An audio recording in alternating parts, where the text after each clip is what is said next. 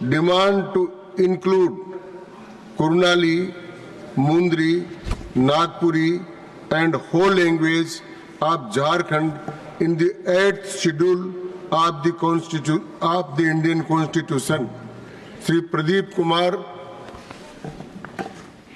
जी। धन्यवाद माननीय उपसभापति महोदय।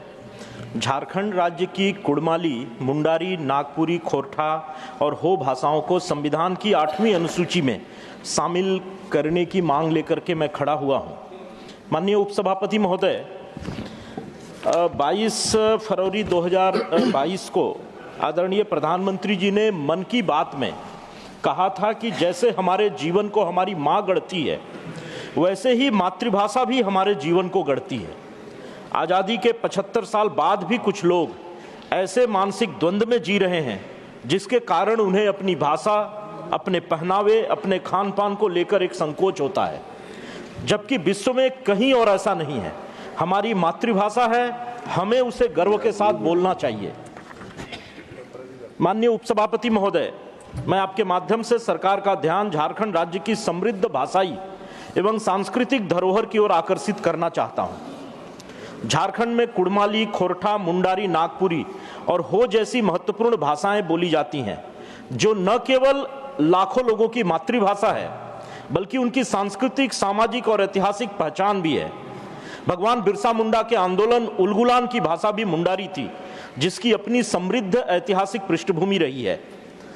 यह भाषा मुंडा समुदाय की पहचान है, जिनका झारखंड के इतिहास और संस्कृति के विकास में महत्वपूर्ण योगदान रहा है। हो भाषा सिंहभूम क्षेत्र में विशेष रूप से बोली जाती है और इसके बोलने वाले हो जनजाति के लोग बड़ी संख्या में हैं।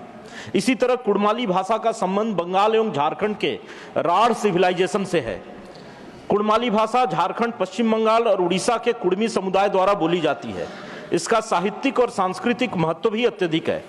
नागपुरी भाषा भी झारखंड की राजधानी सहित पूरे राज्य में व्यापक रूप से संवाद की मूल भाषा रही है। नई शिक्षा नीति के तहत भी स्थानीय भाषाओं का स्कूली शिक्षा में प्रयोग व्यापक रूप से हो, ऐसा आग्रह किया गया है।